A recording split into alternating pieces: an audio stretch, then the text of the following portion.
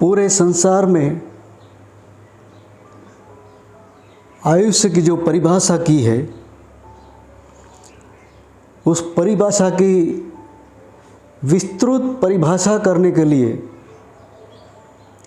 आज हम बात करेंगे। और इस बात में वो बात समझने वाले हैं कि हकीकत में आयुष्य शब्द जो है वो किस किस को लागू पड़ता है, और आयुष्य हकीकत में कौन सी अवधि को कहते हैं। इस बात को आज विस्तृत रूप में हम समझाने की कोशिश करेंगे। तो अभी सांसारिक जगत में मनुष्य जिसको आयुष्य समझता है वो ये है कि प्राणी और मनुष्य जब जन्म लेता है वहाँ से लेके मृत्यु तक की अवधि को मनुष्य आयुष्य बताता है। लेकिन हुआ ये है कि मनुष्य ने इस अवधि को बहुत सीमित कर दी है, बहुत छोटी कर दी है, बहुत छोटी। विस्तृत परिभाषा जो है वो तो बहुत अनंत अनंत विराट है, बहुत विराट है उसकी परिभाषा। उसको समझ नहीं सकते और समझा भी नहीं सकते। शायद हमारी आज की कोशिश यही रह जाएगी कि आयुष्य की विस्तृत परिभाषा को समझने के लिए हम काबिल बन सकें। तो उसकी परिभाषा ये नहीं सिर्फ जन्म से मृत्यु की अवधि,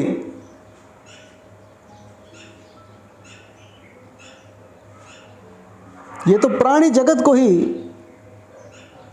लागू होता है। लेकिन मैं ये बात समझाता हूँ कि पूरे संसार में, संसार तो संसार, पूरे अस्तित्व में जिनका भी अस्तित्व है, ऐसे सजीव और निर्जीव सब लोगों का आयुष्य होता है। जो सजीव हो उसका तो आयुष्य होगा ही, लेकिन निर्जीव लोगों का भी, निर्जीव चीज वस्तुओं का भी, निर्जीव अस्तित्व का भी आयुष्य हो सकता है। क्योंकि पूरे अस्तित्व में एक नियम लागू होता है कि जिसका उदय होता है, जिसका प्रारंभ होता है, उसका अंत निश्चित होता है। चाहे वो लकड़ी हो, चाहे वो पत्थर हो, चाहे वो पृथ्वी हो, चाहे कुछ भी हो, कुछ भी, वो चंद्र हो, तारे हो, सूर्य हो, आकाश गंगाएं हो, कुछ भी हो, जिसका प्रारंभ होता है उसका अंत निश्चित होता है। जिस तरह मनुष्य जन्म लेता है और उसकी समाप्ति निश्चित होती है, ठीक उसी तरह संसार के मनुष्य भी देखते हैं कि जितनी भी चीज़ें पृथ्वी पर है, जितनी भी चीज़ें जो बेजान है, निर्जीव है, ऐसी बहुत बहुत चीज़ें हम लोगों ने देखी है जो समाप्त हो चुके हैं। उनकी खोज भी हुई, समाप्त भी हो गए। ऐसे प्राणी जगत के प्राणी भी हुए थे लंबे अरसे के पहले की तो बात हम नहीं कर सकते, लेकिन आजकल मनुष्य डायनासोर की बहुत बातें करता है। तो डायनासोर के अवशेष इंसान को मिले हैं। वैज्ञानिकों को डायनासोर के अवशेष मिले हैं। हजारों लाखों सालों पहले डायनासोर थे, उनकी समाप्ति हो गई। हो सकता है उनके पहले हजारों लाखों करोड़ों प्रजातियां समाप्त हो चुकी होगी। उनका आयुष्य तो आयुष्य, पूरी प्रजातियां समाप्त हो चुकी होगी। बस ठीक उसी तरह संसार में जितनी भी प्रजातियां हैं, चाहे वो प्राणी हो, चाहे मनुष्य हो, चाहे जल सृष्टि के प्राणी हो, चाहे जीव जंतु हो, चाहे पर्वत हो, चाहे पृथ्वी हो, चाहे कुछ भी हो, कुछ भी, सबकी समाप्ति एक दिन निश्चित है, क्योंकि पूरे अस्तित्व में यही नियम लागू होता है। पूरे अस्तित्व में हमारे साइंटिस्ट एक बात बताते हैं कि जो प्लास्टिक होता है उसका आयुष्य होता है करीबन 700 साल। अरे हमारे जीवन की ही बात करें, कितनी चीजें हमारे जीवन में आई और समाप्त हो चुकी, विलीन हो गई। उसमें रेडियो आया, उसमें वो डायल टोलिंग वाला मोबाइल, वो टेलीफोन आया, वो डिजिट्स वाला मोबाइल आया, वो पुराने बड़े बड़े डिब्बे जैसे टीवी आए, कंप्यूटर आए। ऐसी तो बहुत चीज़ों के बारे में बात कर सकते हैं। उनका उद्भव भी हुआ था और समाप्त भी हो गए। और आज जो अभी है, चाहे वो छोटे टीवी हो,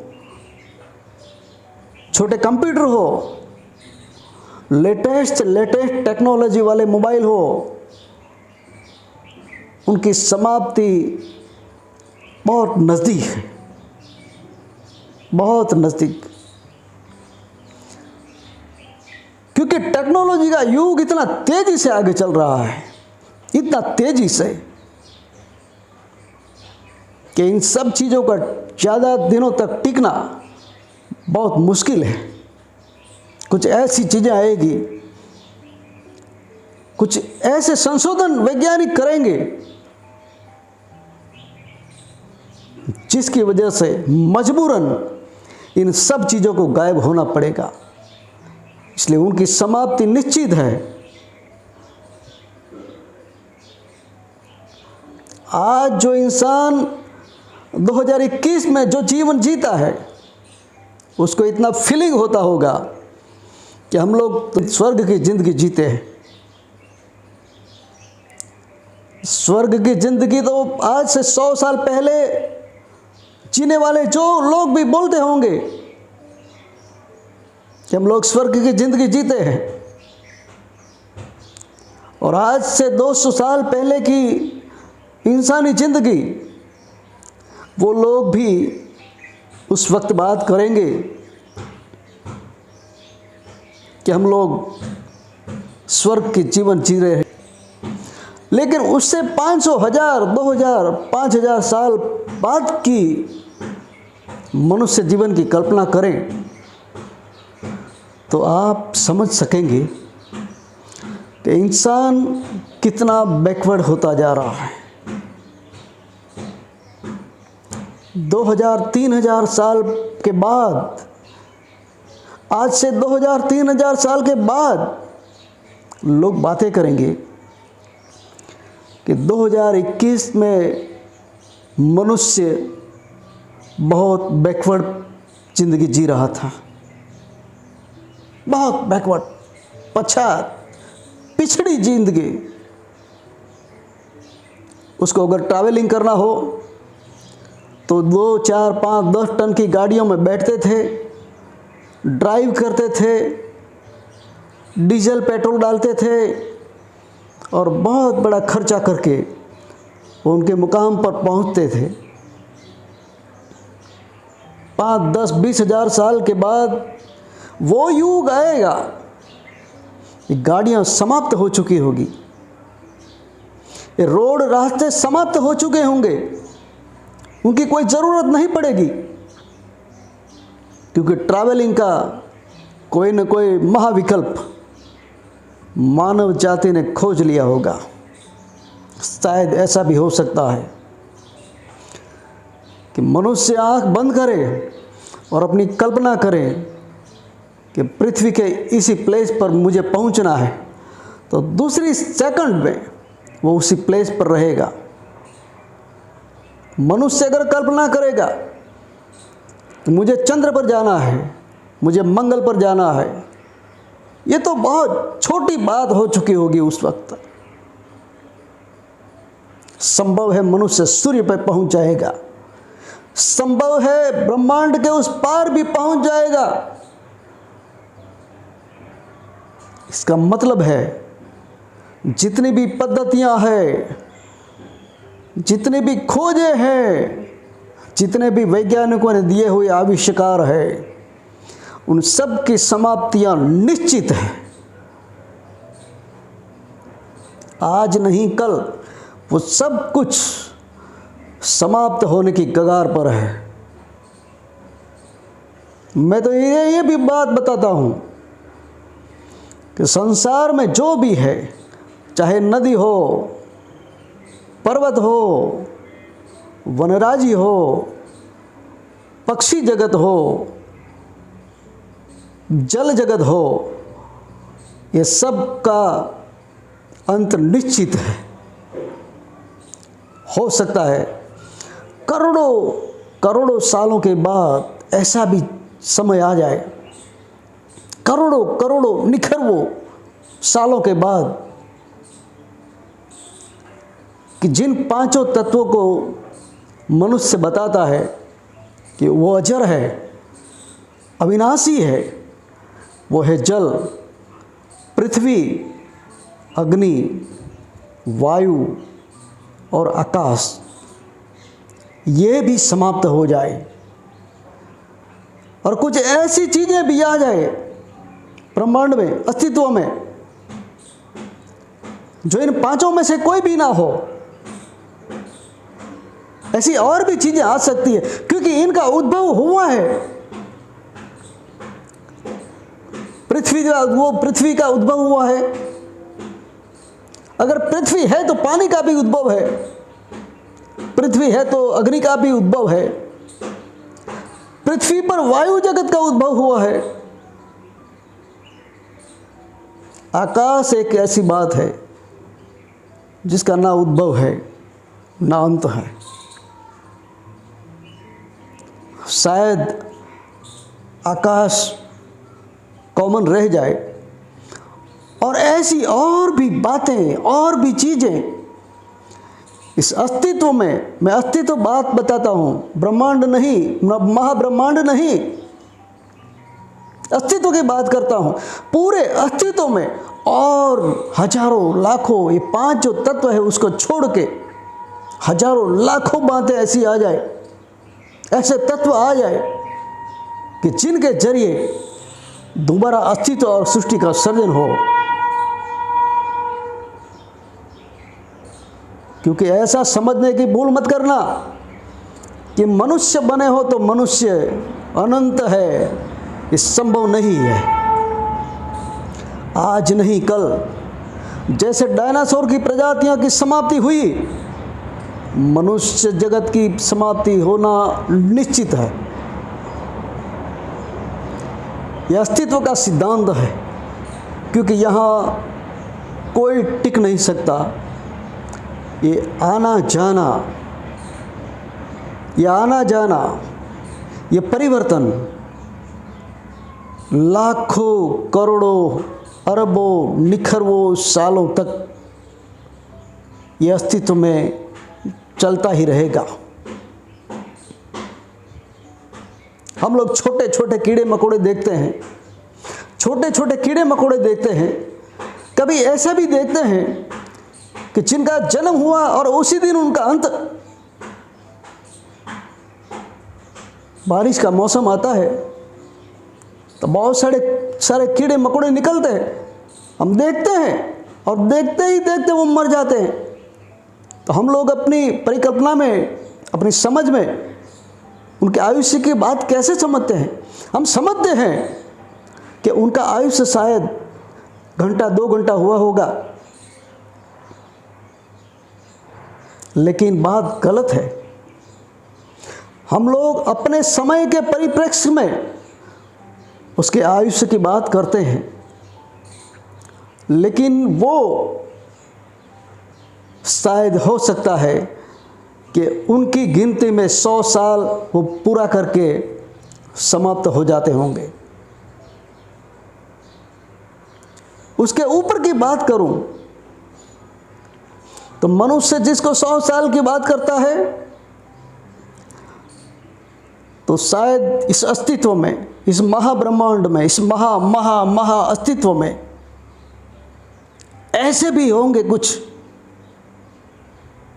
जिनकी नज़रों में मनुष्य के 100 साल वो कीड़े मकोड़ों के आने और समाप्त होने की अवधि के बराबर होंगे।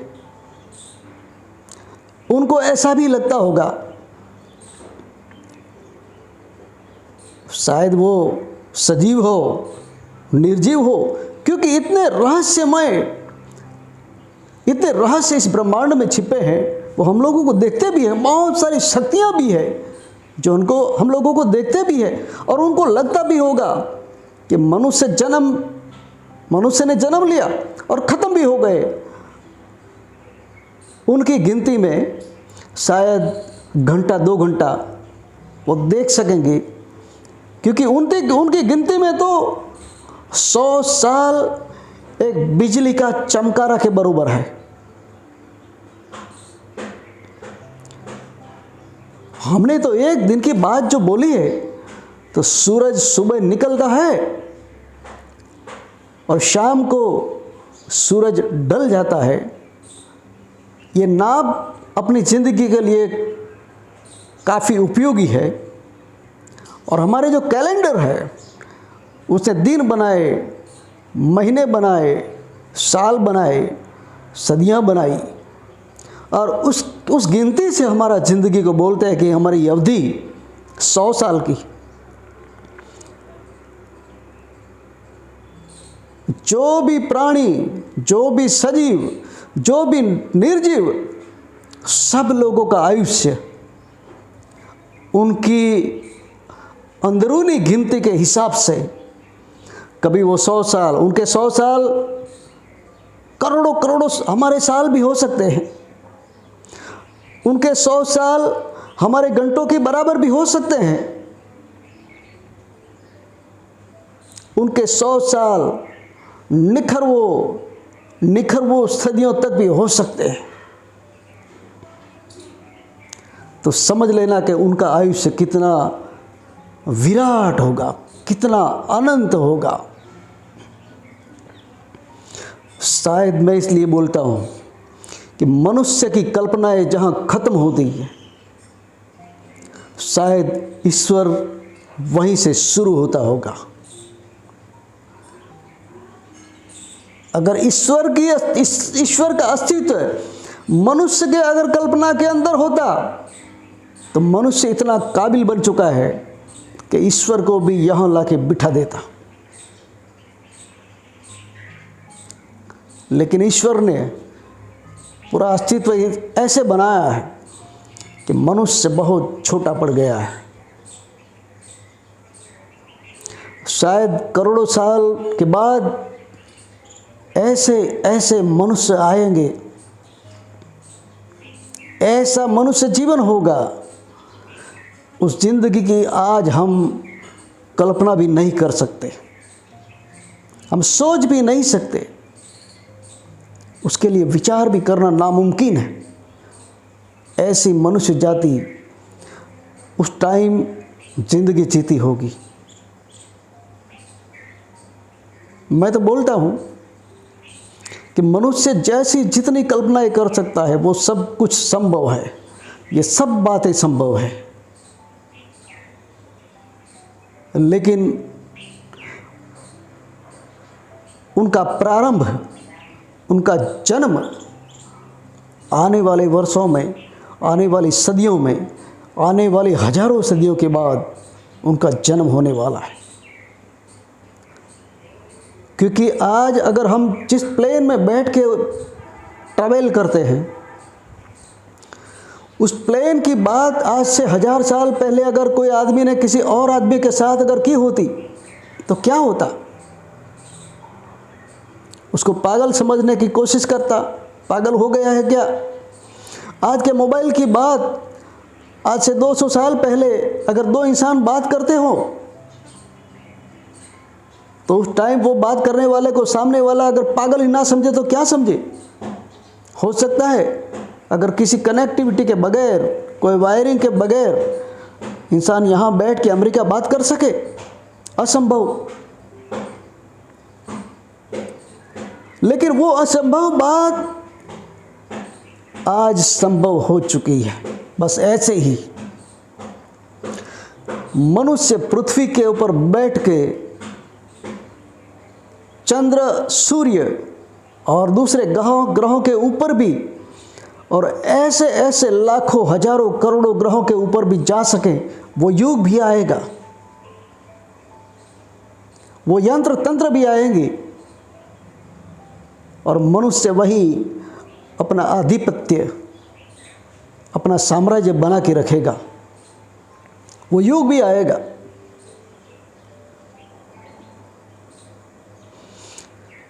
लेकिन उसके लिए एक जन्म नहीं, 2 जन्म नहीं, 100 जन्म नहीं, शायद 1000 जन्म भी उसके लिए कम पड़ जाए, लेकिन वो आएगा निश्चित। मैंने सूक्ष्म और विराट के बारे में पहले बात की थी कि अस्तित्व इतना विराट है, यह अस्तित्व इतना विराट है कि सृष्टि के पार ब्रह्मांड, ब्रह्मांड से महाब्रह्मांड, महा से महाब्रह्मांड, ऐसे बोलते बोलते बोलते बोलते सदियां बीत जाए, करोड़ों सदियां बीत जाए, तो भी इन अस्तित्व का कोई अंत समझ नहीं सकते। सिर्फ अनंत उसके लिए बात करना कि अस्तित्व अनंत है, वो भी सीमित है। इतना विराट, इतना अनंत इस अस्तित्व को समझना और इंसान के दिमाग में उसकी कल्पना करना बहुत छोटी बात है। और जहाँ से ईश्वर शुरू हो, बस इंसान वहीं तक कल्पना कर सकता है। और इंसानी कल्पनाओं के पार जहाँ यूनिवर्सल माइंड है, यूनिवर्सल पावर है, शायद ईश्वर की शुरुआत वहीं होती होगी। उसको अंतर की सीमाएं नहीं, उसको समय की भी सीमाएं नहीं। पूरे अस्तित्व में अंतर और समय, ये 2 चीज़ें ऐसी हैं, ये 2 चीज़ें, अंतर और समय, जो अजरा अमर रहेगी। उसका ना कभी नाश हो सकता है, ना कभी समाप्ति हो सकती है। और तो और मैंने जो 5 तत्वों की बात की है, आज नहीं कल उनकी समाप्ति निश्चित है। अगर पृथ्वी ही नहीं रहेगी तो पानी और हवा कहाँ रहेगी? पृथ्वी तत्व कहाँ रहेगा? हो सकता है इसी अस्तित्व में और भी पृथ्वियाँ होगी, हो सकता है ऐसी मानव सृष्टि भी होगी, लेकिन मनुष्य इन 5 तत्वों की कल्पना सिर्फ इसी पृथ्वी के लिए बात करता है, वो समाप्त हो जाएगी। और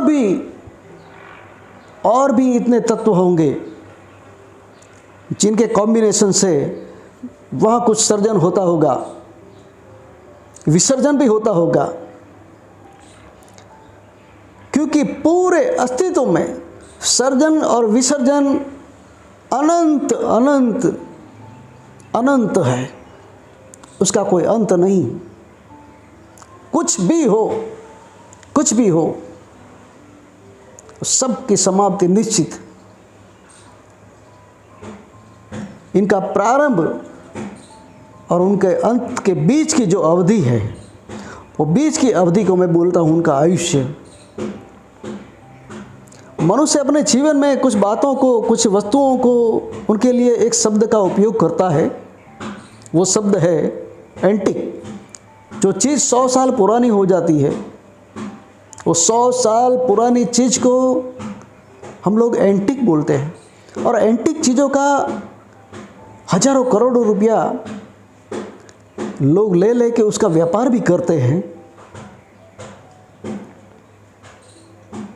तो इसका मतलब ये है कि ये चीज़ें 100 साल पहले थी, आज नहीं है।